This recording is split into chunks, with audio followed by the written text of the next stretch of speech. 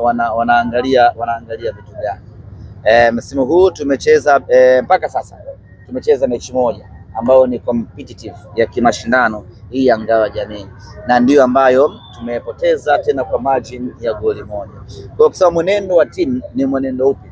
Ule timu ilikuwa pre-season, imekuja imecheza tamasha la Simba Day, sasa ndio timu inaanza rasmi mashindano, na kwenye kuanza rasmi mashindano tumepoteza mechi moja pekee. Kwa hiyo huo sio mwenendo, ni mechi moja tumepoteza. Sasa ukipoteza mechi moja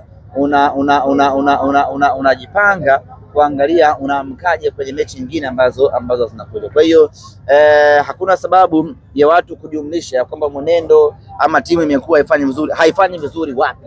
Yaani ndo tumeanza, hii ndo mechi ya kwanza ya kimashindano. Tumecheza mchezo huu leo na hatujafungwa kwa kutawaliwa ama kuzidiwa. Tumefungwa kwa kuonesha uwezo.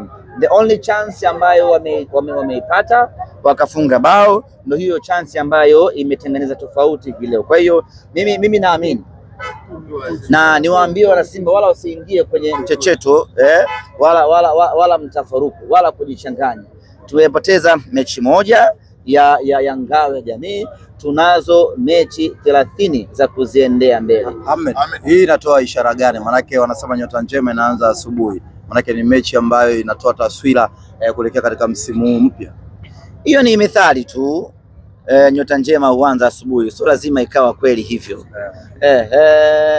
Wakati mwingine nyota unaweza ukaja ukaiona usiku. Yani unakaribia kulala ndo ukaiona nyota njema. Kuanza na ushindi kwenye Ngao ya Jamii kunatengeneza confidence kwa timu yako, kunatengeneza morali kwa mashabiki, na kwa mpira wetu wa Tanzania unatengeneza ari ya kutamba.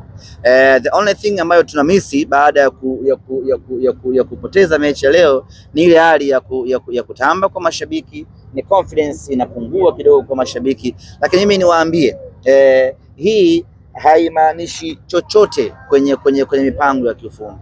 Huko mwaka ambao Simba tulichukua Ngao ya Jamii pale Tanga, lakini mwaka huu hatukuchukua ubingwa. Nyota njema hiyo ikatudanganya. Tumeiona nyota njema, tukaona yes mwaka huu yena, lakini tulipokuja kwenye ligi tukapoteza ubingwa. Kwa hiyo kupoteza Ngao ya Jamii wala kusitupotezee akili zetu ya kwamba tuko na sasa ndio tuna timu mbaya, tuna timu mbovu. Mimi niwahakikishie kwa miaka ya hivi karibuni, hii ndio timu bora ambayo tunaanza nayo msimu. Mwaka jana tumecheza Ngao, hatuko kwenye ubora wa namna hii. Mwaka juzi tumecheza Ngao, hatuko kwenye ubora wa namna hii. Mwaka huu tumecheza Ngao tukiwa kwenye ubora wa hali ya juu. The only one mistake ambayo imefanyika, mpinzani wetu ametumia na ameweza kunufaika. Amen. Muda mchache kabla ya kuja kuzungumza naye hapa, alikuwa anazungumza na mashabiki wa Simba. Baadhi yao wamepoteza imani na matumaini na mshambuliaji alikuwa naye Dumbia. Wani cha kuambia? Mimi nasimama na Ibrahim Dumbia. Niwaulize tu, ni nafasi gani ambayo Dumbia ameipoteza? Wengi wamelalamikia kwenye hata uwezo wa kutuliza lazima mahali anamwachia mtu anakwenda anatafuta nafasi. Akishafika kwenye nafasi mali hazisogei. Hata header, kwa sababu yule ni mzuri kwenye vichwa.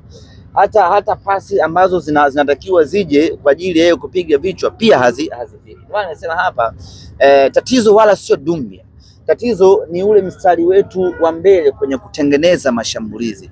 Leo niambieni, ni nafasi ipi ya wazi ambayo imetengenezwa na mtu akakosa? Dumbia amepewa pasi gani elekezi? Walau ana mabeki wawili mbele na golikipa, alafu tukamuona amefanya makosa. Hakuna clear chance ambayo ameipata. Mimi niwaambie wana Simba, tusimame na Dumbia. Ukimwangalia kwa utulivu ni mchezaji mwenye kitu ambacho atakuja kutusaidia sana Simba Sports Club. Ni namna ya kutengeneza pattern ya kuweza, unajua mshambuliaji ana kazi kubwa ya kufunga, lakini anatakiwa kwa kiasi kikubwa sana aweze kurahisishiwa hiyo kazi. Msimu huu mpaka muda huu katika mechi zote ambazo amecheza Dumbia hajapata huo msaada wa kumrahisishia kazi. Sasa kabla ya kumhukumu Doumbia kwanza apewe nafasi, akose magoli ya wazi, hapo tunaweza kuja kwenye nafasi nzuri ya kusema huyu bwana hana anachojua, atupishe. Lakini kwa sasa tuendelee kusimama naye, tuendelee kumwombea, lakini kubwa kabisa lazima timu itengeneze nafasi ili tuweze kupata bao. Leo nafasi hazijatengenezwa, nafasi ambayo ulikuwa unaamini hii inaweza kawa ni goli, nafasi moja tu kama sio mbili, ile ya Bakari Msimu kipindi cha mwishoni, lakini otherwise game nzima ilikuwa haitengenezi nafasi kwa mshambuliaji, na ndio maana hata alipoingia kama post 9 bado hakuwa na madhara kwenye lile eneo. Zimebaki siku chache kawaida, ndio maana kwamba amecheza chochote wana Simba sinavyocheza hilo mpaka nizungumze na viongozi kwa sababu ya Simba. Kama unaangalia mpira kipindi cha kwanza ipo haja hiyo wewe, na tunaona kabisa mimi kwa jicho langu tunahitaji internal improvement.